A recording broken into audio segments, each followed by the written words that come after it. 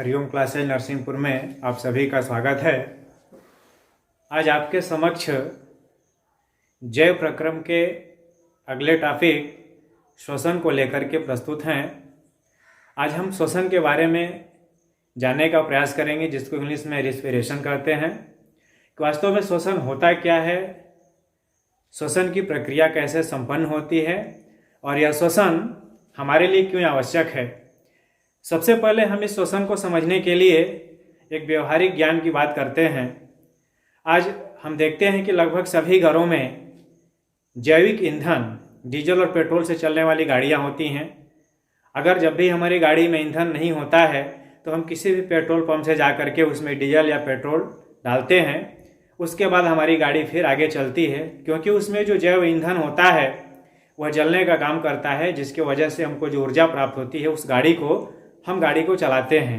ठीक वैसे ही इस पूरी सृष्टि में जितने भी जीवधारी हैं उन समस्त जीवधारियों को अपनी जैविक क्रियाओं को संपन्न करने के लिए ऊर्जा की आवश्यकता होती है। और यह ऊर्जा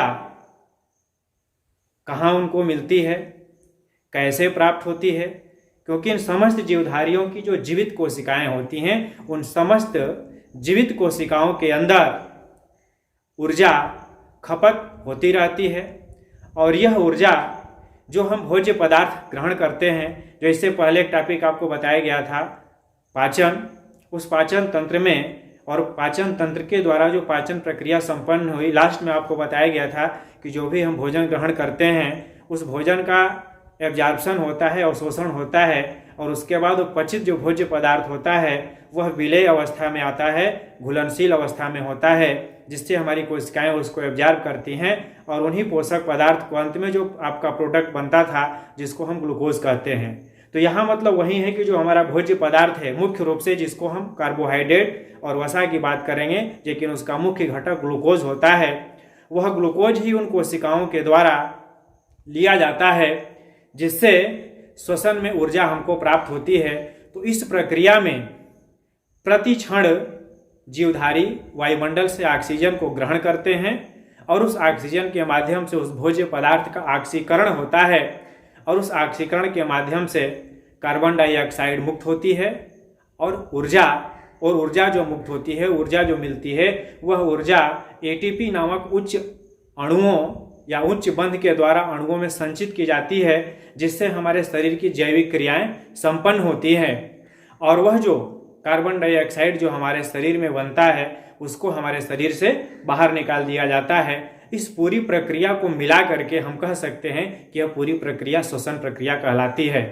और अगर इसको एक संक्षिप्त भाषा के रूप में या संक्षिप्त परिभाषा के रूप में अगर हम व्यक्त करें तो आप कह सकते हैं कि श्वसन उन सभी जीवित कोशिकाओं में एंजाइम के माध्यम से होने वाली वह प्रक्रिया है जिसमें ऑक्सीजन की उपस्थिति या ऑक्सीजन की अनुपस्थिति दोनों ही प्रक्रियाओं में संपन्न होती है, जिससे कार्बन डाइऑक्साइड जल निकलता है और ऊर्जा मुक्त होती है, जिसको हम श्वसन कह सकते हैं। अब इसको एक छोटे से समीकरण के द्वारा हम समझने का प्रयास करते हैं कि जैसे ये हमारा भोज्य पदार्थ है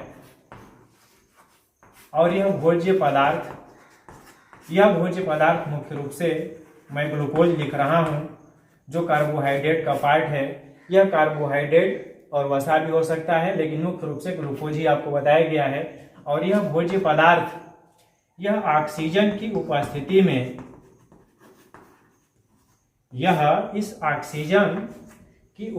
में यह एंजाइमों के माध्यम से जो लगभग 25 से लेके 45 डिग्री सेंटीग्रेड जिसको कह सकते हैं के द्वारा कार्बन डाइऑक्साइड प्लस H2O और उसके बाद यह ऊर्जा मुक्त होती है। यह ऑक्सीजन के माध्यम से, अर्थात यह भोज्य पदार्थ है जो ऑक्सीजन के माध्यम से इसका ऑक्सीकरण होता है उन एंजाइमों की मदद से, जिससे कार्बन डाइऑक्साइड और पानी बनता है और ऊर्जा मुक्त होती है। और यह ऊर्जा ही मुख्य रूप से समस्त जीवधारियों के लिए अपने दैनिक कार्यों के लिए, जैविक कार्यों के लिए प्रयुक्त की जाती है उन कोशिकाओं के माध्यम से। तो यहाँ पर आपको बताया गया एक परिभाषा के माध्यम से कि यह ऑक्सीजन की उपस्थिति और ऑक्सीजन की अनुपस्थिति, यह दोनों ही प्रक्रियाओं के द्वारा श्वसन क्रिया संपन्न होती है। एक जो ऑक्सीजन की उपस्थिति में होता है उसको आप कह सकते हैं, जैसे अगर ये ऑक्सीजन की उपस्थिति में है तो आप उसको कह सकते हैं कि यह श्वसन की जो प्रक्रिया होती है, या इसको आप यहाँ पे लिख सकते हैं, यह श्वसन एक होता है जिसको अवायवीय या इसको हम अनाक्षी श्वसन,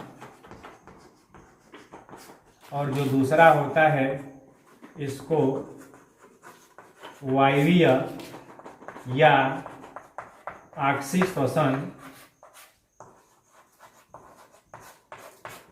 आक्षी श्वसन कहते हैं।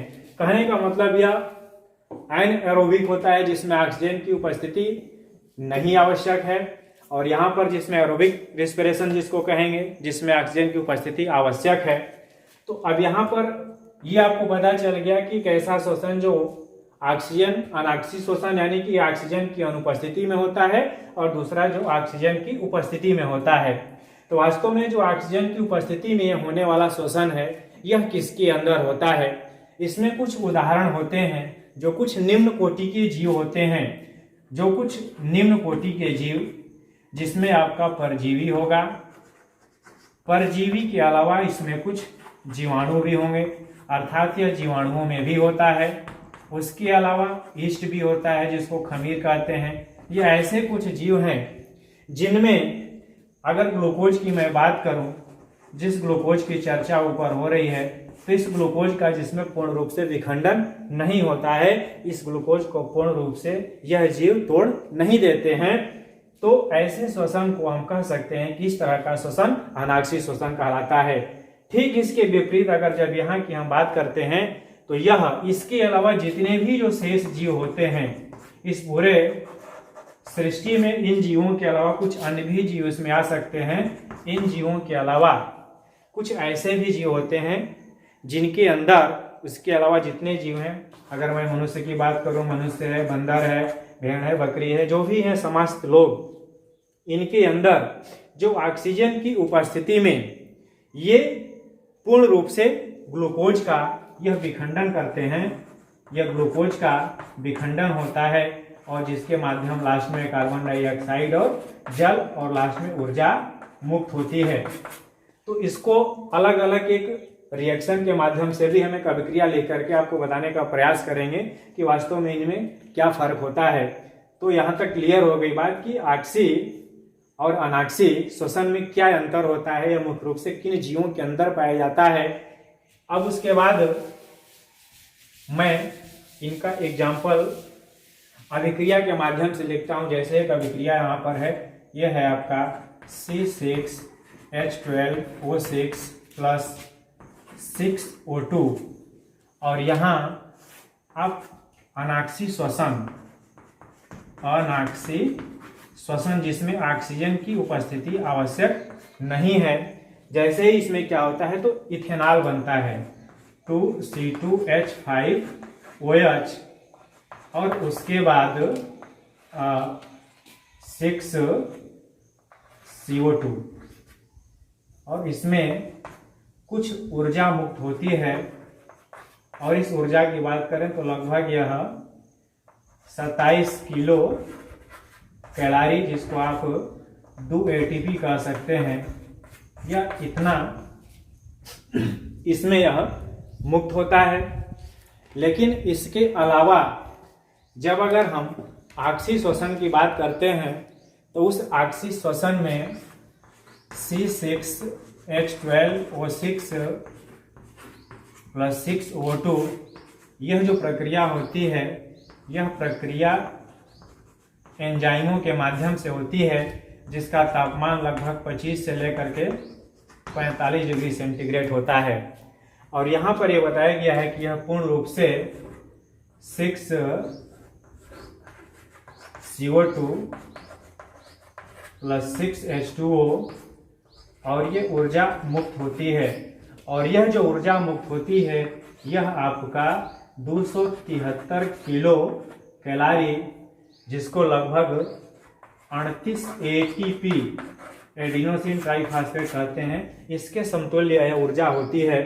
तो यह मुख्य रूप से आपका अंतर हो रहा है। यहाँ पर आप देख रहे हैं कि यह जो ग्लूकोज है, इस ग्लूकोज का यहाँ पर पूर्ण रूप से विखंडन इसका नहीं होता है, विघटन नहीं होता है, लेकिन ये जो ग्लूकोज होता है इन एंजाइमों के माध्यम से ये जो होता है, जो ऑक्सीश्वसन, जो ऑक्सीजन की उपस्थिति में होता है, यह ऑक्सीश्वसन, इसमें ग्लूकोज का पूर्ण रूप से विखंडन हो जाता है और इसमें काफी मात्रा में ऊर्जा मुक्त होती है। इसके अलावा एक पथ और दिखा रहा हूं जिसके माध्यम से आपको कुछ चीजें और स्पष्ट होगी कि वास्तव में किन किन चरणों में ये चीजें पूरे होती हैं। मैं आपको ये आगे बता रहा हूं।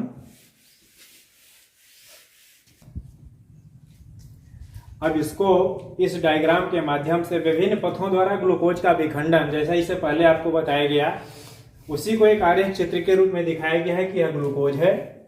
इस कोशिका द्रव्य में ये क्या होता है, अलग अलग जीवों के द्वारा अलग अलग ढंग से कैसे विखंडित होता है। सबसे पहले जब ग्लूकोज विखंडित होता है तो पाइरुवेट लिखा गया है, 3 वायु में अणु ऊर्जा।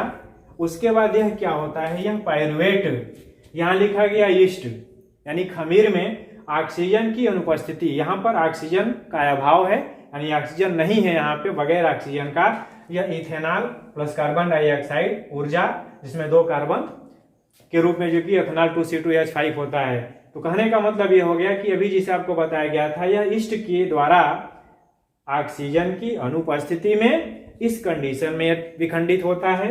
दूसरा लिखा गया है कि यह ऑक्सीजन का अभाव, जहां पर ऑक्सीजन नहीं होता है हमारी पेशी कोशिका में, जब बहुत अधिक हम मेहनत करते हैं, बहुत अधिक परिश्रम करते हैं, तो हमारी उन कोशिकाओं में, हमारी ऊतकों के अंदर ये क्या होता है कि यह पाइरुवेट कन्वर्ट होता है लैक्टिक अम्ल प्लस ऊर्जा, जिसमें 3 कार्बन होता है, यह लैक्टिक अम्ल, इसमें यह कन्वर्ट होता है ग्लूकोज। और तीसरी कंडीशन जो सबसे महत्वपूर्ण है, जो ऑक्सीजन की उपस्थिति में प्रक्रिया संपन्न होती है, और यह माइटोकॉन्ड्रिया में होता है, जिसमें कार्बन डाइऑक्साइड और जल में पूर्ण रूप से विखंडित हो जाता है ये, और काफी मात्रा में ऊर्जा मुक्त होती है। तो यह विभिन्न पथों द्वारा ग्लूकोज का विखंडन दिखाया गया है।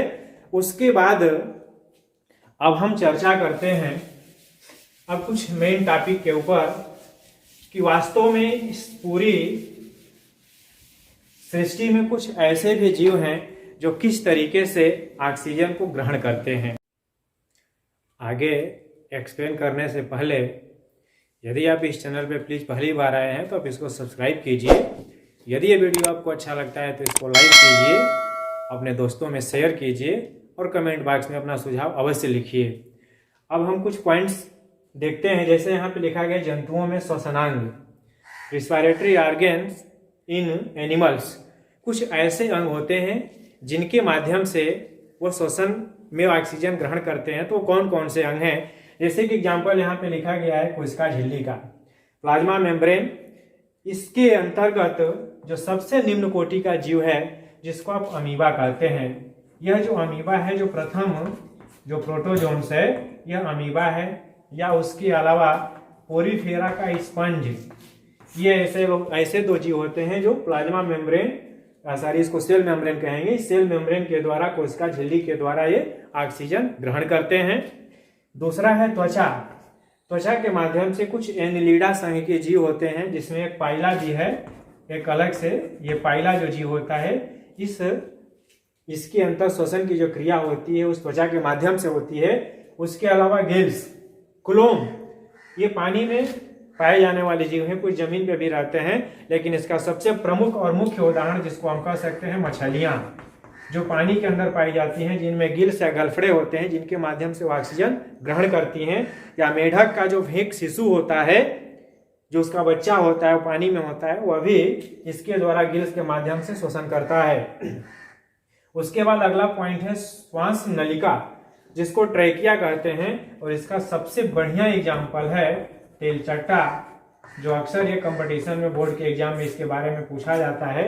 इस तेलचट्टा के शरीर के ऊपर जो कई छोटे छोटे छिद्र होते हैं, वह छिद्र के ऊपर ये श्वास नलिका होती है।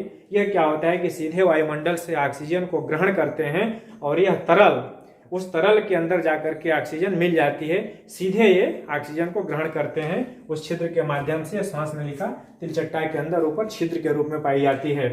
और उसके बाद जो अगला है आपका फेफड़े लंग्स, इसकी अगर बात करेंगे तो आज के डेट में आप देख सकते हैं कि जितने भी जो स्थलीय जीव हैं, मुख्य रूप से अगर मनुष्य की बात करें तो सभी के अंदर ये फेफड़े होते हैं।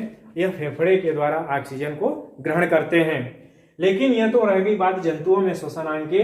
लेकिन अगर हम पेड़ पौधों की बात करता हूं तो पेड़ पौधे वास्तव में ऑक्सीजन कैसे ग्रहण करते हैं, तो पेड़ पौधों के अंदर आपको बताया गया है कि इनके अंदर रंध्र, जिसको हम पर्णरंध्र कहते हैं, स्टोमेटा कहते हैं, यह पत्तियों के निचली सतह पे छोटे छोटे छिद्र होते हैं जिनसे गैसों का आदान प्रदान किया जाता है।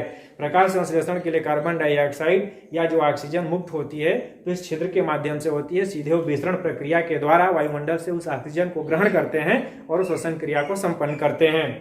अब यहाँ पर बताया गया है कि ऑक्सी या वायवीय श्वसन, जिसको हम एरोबिक रिस्पायरेशन कहेंगे, इसमें दो चीजें हैं। जो एक आपको बताया गया है कि तो वास्तव में ये जो प्रक्रिया होती है, एक कहेंगे आप कोशिकीय या उसको आप कहेंगे गैसीय विनिमय, आप कह सकते हैं गैसीय विनिमय। ये गैसीय विनिमय का अर्थ क्या होता है? इस गैसीय विनिमय का अर्थ होता है कि वायुमंडल से ऑक्सीजन का ग्रहण करना और उस कोशिका तक पहुंचाना जहां से पूरी की पूरी ऑक्सीजन ग्रहण कर ली जाती है, और वहां से कार्बन डाइऑक्साइड को ला करके वायुमंडल में मुक्त कर देना। यह जो पूरी प्रक्रिया होती है उस प्रक्रिया को हम गैसीय विनिमय कहते हैं, एक्सचेंज ऑफ गैसेस। और जो दूसरी जो प्रक्रिया संपन्न होती है उस प्रक्रिया का नाम होता है कोशिकीय श्वसन। इस कोशिकीय श्वसन अर्थात सेलुलर रेस्पायरेशन के अंतर्गत जो ऑक्सीजन ग्रहण की जाती है वह ऑक्सीजन भोज्य पदार्थों के ऑक्सीकरण में प्रयुक्त होती है, अर्थात उससे ऊर्जा मुक्त होती है। तो यह क्रिया जो संपन्न करती है उस क्रिया को हम कोशिकीय श्वसन कहते हैं। और इसके अगले पार्ट को लेकर के मैं बहुत जल्द आपके सामने प्रस्तुत होऊंगा। तब तक धन्यवाद।